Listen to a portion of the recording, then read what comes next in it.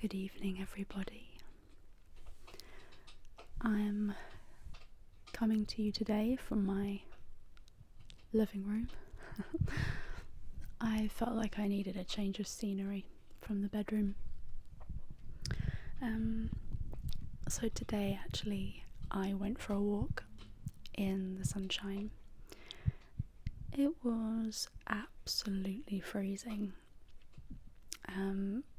So I've come back home and you might hear a fireplace crackling in the background. And I'm gonna read some sonnets. I'm gonna read some of Shakespeare's sonnets. This was a gift for my birthday this year. This was my cat Bjort. You've probably seen loads of pictures of him everywhere. But yeah, he was what I like to call my soul cat, and he was my best buddy, and I really, really miss him. But he's still with me. In here. Okay. I'm going to get my little mic stand. This lovely little book was gifted to me by my auntie Virginia. And we actually went to see, I've seen a lot of Shakespeare plays, but we actually went to see A Midsummer Night's Dream at the Marlow Theatre, and she gifted me this little book afterwards.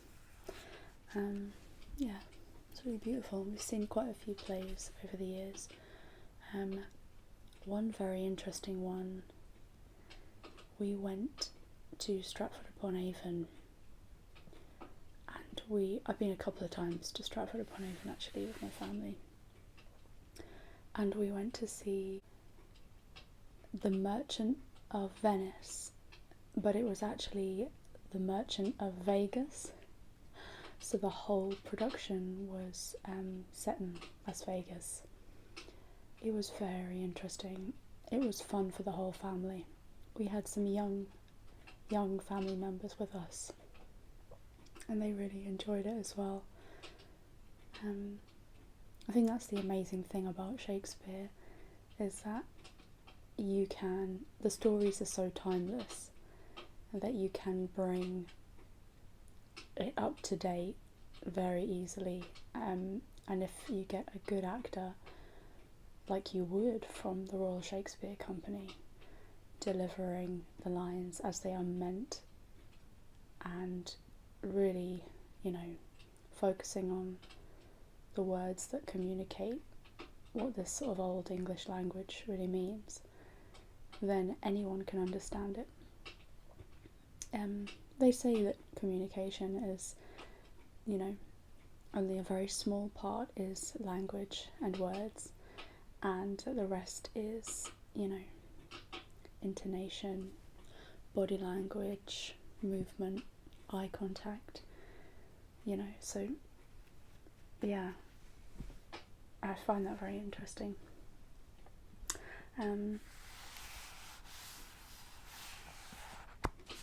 But I've picked a couple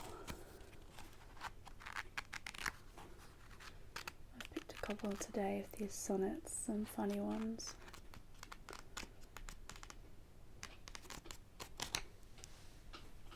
Okay, I'm going to do my best to read them as well as I can.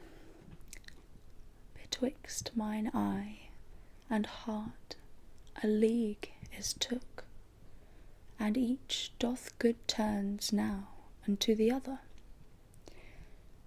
When that mine eye is famished for a look, or heart in love with sighs himself doth smother, with my love's picture then my eye doth feast, and to the painted banquet bids my heart.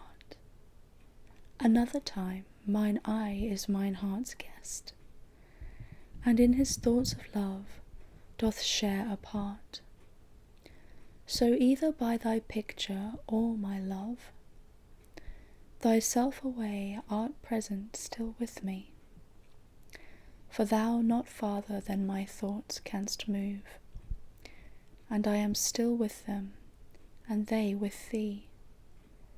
Or if they sleep, thy picture in my sight awakes my heart to heart's and eyes' delight.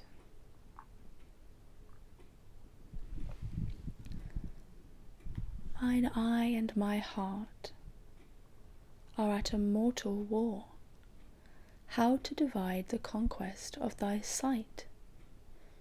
Mine eye, my heart, thy picture's sight would bar, mine heart, my eye, the freedom of that right. My heart doth plead that thou in him dost lie, a closet never pierced with crystal eyes. But the defendant doth that plea deny, and says in him thy fair appearance lies. Decide this title is impanelled, a quest of thoughts, all tenants to the heart, and by their verdict is determined the clear eye's moiety and the dear heart's part. And thus, mine eye's due is thine outward part, and mine heart's right thine inward love of heart.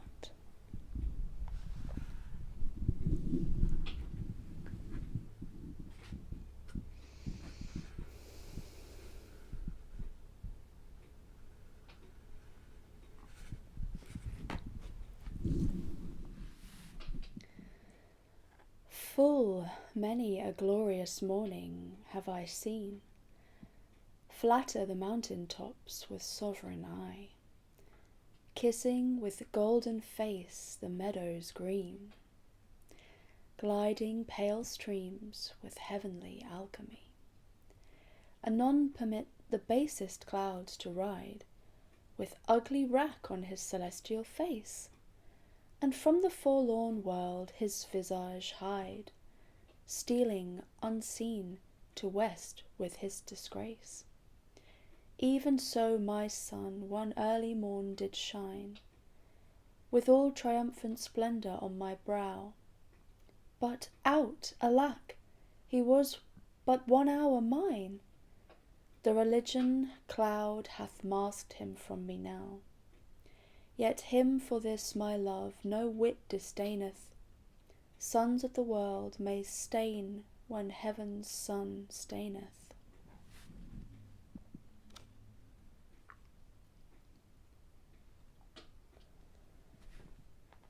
If thou survive my well-contented day, when that churl death my bones with dust shall cover, and shalt by fortune once more resurvey these poor rude lines of thy deceased lover, compare them with the bettering of time, and though they be outstripped by every pen, reserve them for my love, not for their rhyme, exceeded by the height of happier men. Oh, then vouchsafe me but this loving thought: had my friend's muse grown with this growing age, a dearer birth than this his love had bought, to march in ranks of better equipage? But since he died, and poets better prove, theirs for their style I'll read, his for his love.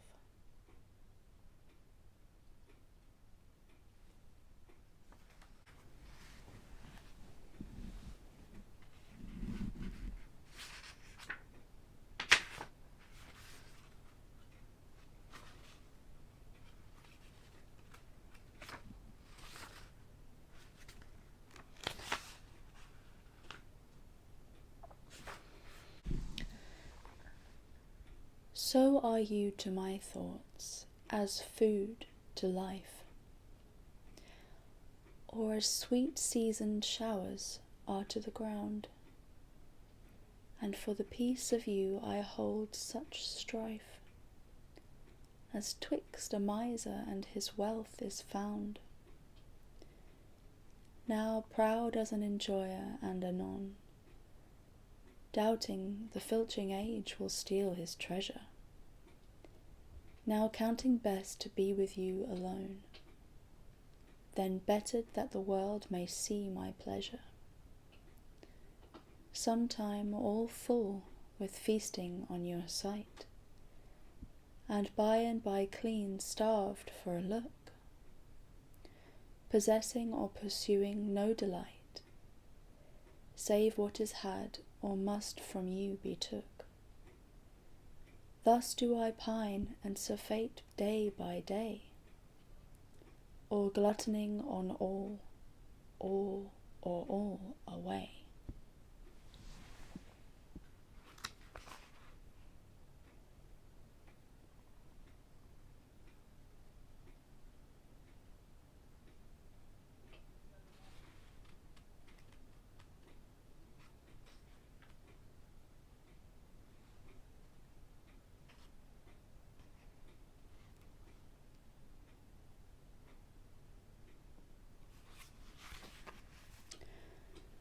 Thy bosom is endeared with all hearts, which I by lacking have supposed dead, and there reigns love, and all love's loving parts, and all those friends which I thought buried.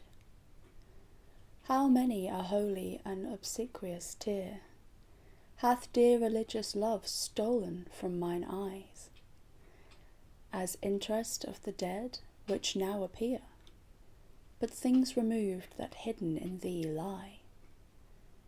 Thou art the grave where buried love doth live, hung with the trophies of my lovers gone, who all their parts of me to thee did give. That Jew of many now is thine alone. Their images I loved, I view in thee, and thou, all they, hast all the all of me.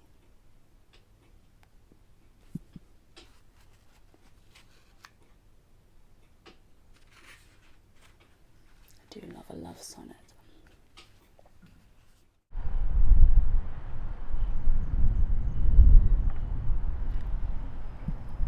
Then let not winter's ragged hand deface in thee thy summer, ere thou be distilled. Make sweet some vial, treasure thou some place, with beauty's treasure, ere it be self-killed.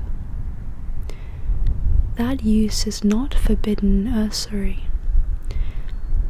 which happies those that pay the willing loan. That's for thyself to breed another thee, or 10 times happier, be it 10 for one. 10 times thyself were happier than thou art, if 10 of thine 10 times refigured thee. Then what could death do if thou shouldst depart, leaving thee living in posterity?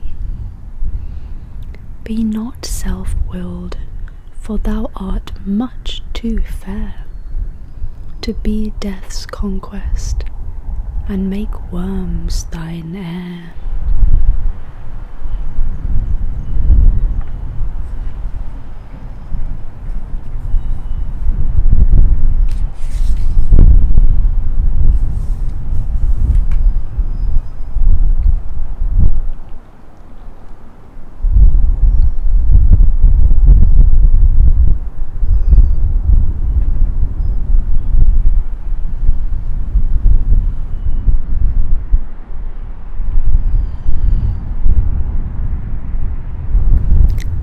That you were once unkind befriends me now, and for that sorrow which I then did feel, needs must I under my transgression bow, unless my nerves were brass or hammered steel. For if you were by my unkindness shaken, as I by yours, you've passed a hell of time, and I, a tyrant, have no leisure taken to weigh how once I suffered in your crime. Oh, that our night of woe might have remembered my deepest sense, how hard true sorrow hits, and soon to you, as you to me, then tendered the humble salve which wounded bosom fits, but that your trespass now becomes a fee. Mine ransoms yours, and yours must ransom me.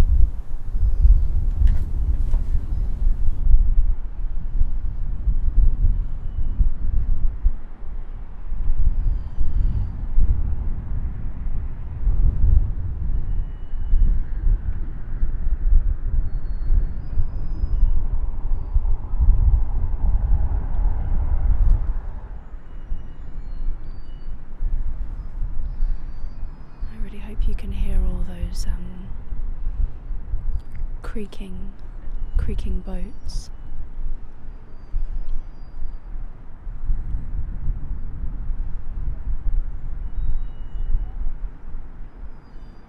I think I'm going to go somewhere and find a cup of tea.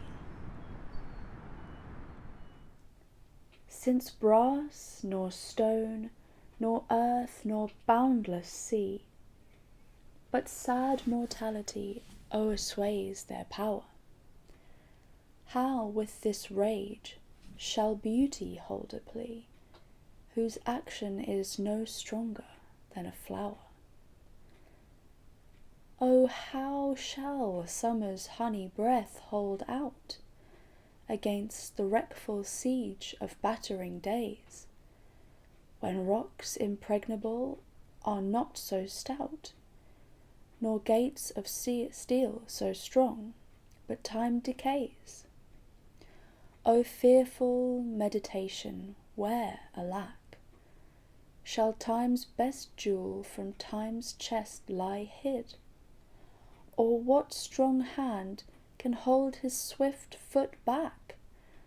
Or who his spoil of beauty can forbid? O none, unless this miracle have might, that in black ink my love may still shine bright.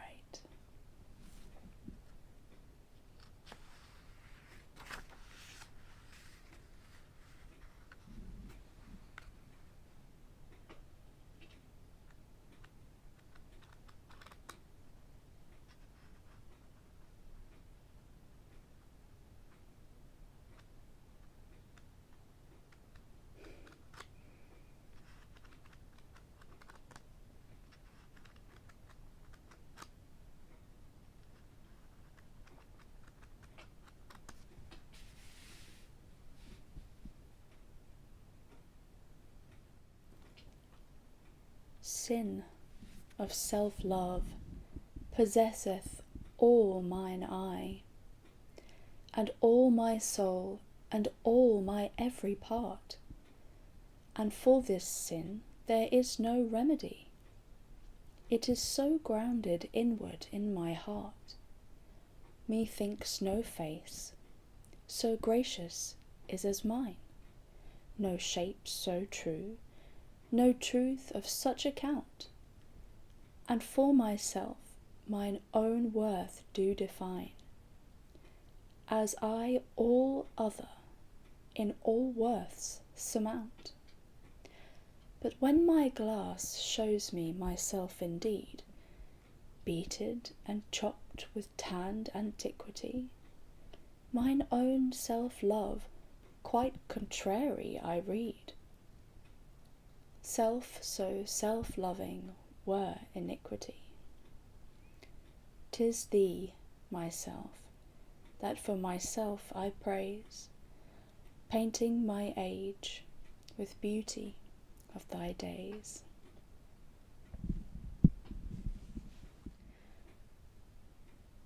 As an unperfect actor on the stage, who with his fear is put besides his part, or some fierce thing replete with too much rage, whose strength's abundance weakens his own heart, so I, for fear of trust, forget to say the perfect ceremony of love's rite, and in mine own love's strength seem to decay, o'ercharged with burthen of mine own love's might. O let my books be then the eloquence and dumb presages of my speaking breast, who plead for love and look for recompense, more than that tongue that more hath more expressed. O learn to read what silent love hath writ, to hear with eyes belongs to love's fine wit.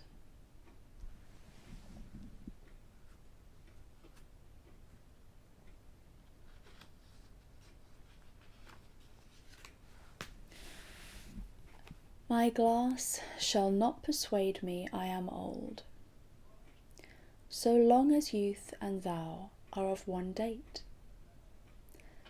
But when in thee time's furrows I behold, then look I death my days should expiate. For all that beauty that doth cover thee is but seemly raiment of my heart, which in thy breath doth live as thine in me. How can I then be elder than thou art?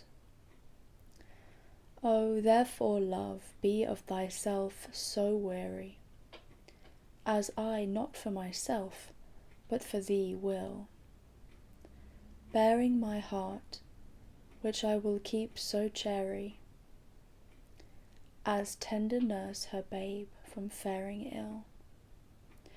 Presume not on thy heart when mine is slain. Thou gavest me thine, not to give back again. Presume not on thy heart when mine is slain. Thou gavest me thine, not to give back again.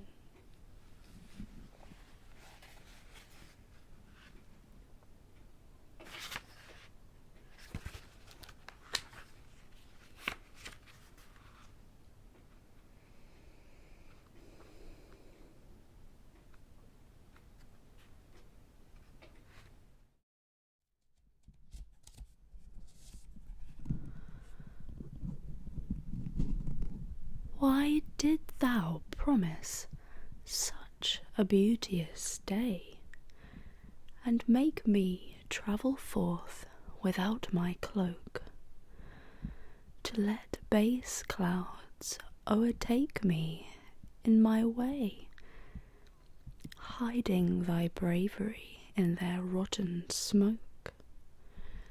'Tis not enough that through the cloud thou break, to dry the rain on my storm-beaten face. For no man well of such a salve can speak, that heals the wound and cures not the disgrace. Nor can thy shame give physic to my grief, though thou repent, yet I have still the loss. The offender's sorrow lends but weak relief to him that bears the strong offence's cross. Ah, but those tears are pearl which thy love sheds, and they are rich and ransom all ill deeds.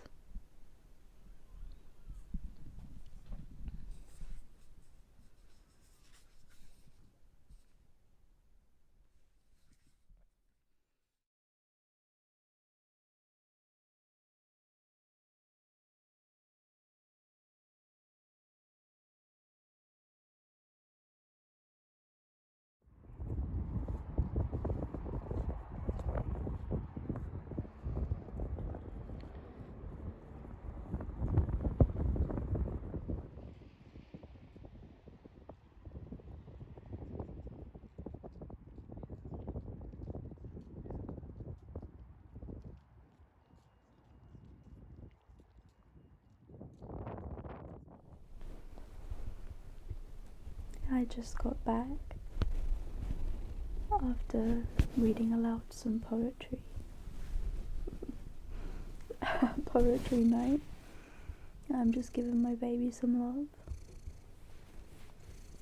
She's giving you some ASMR purrs and neck scratches.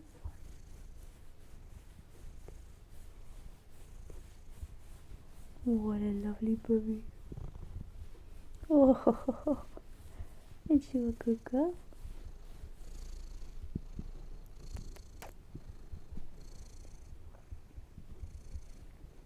I hope everybody's had a lovely evening, or is having a lovely evening.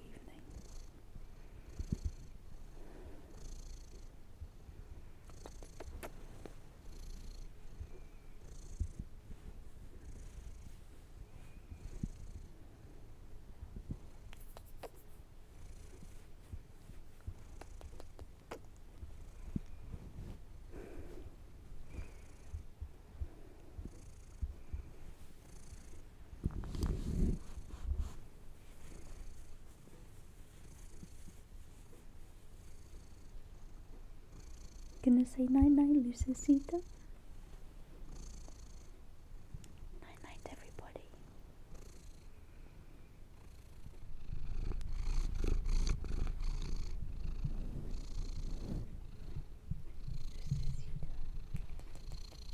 Lucicita. Yeah.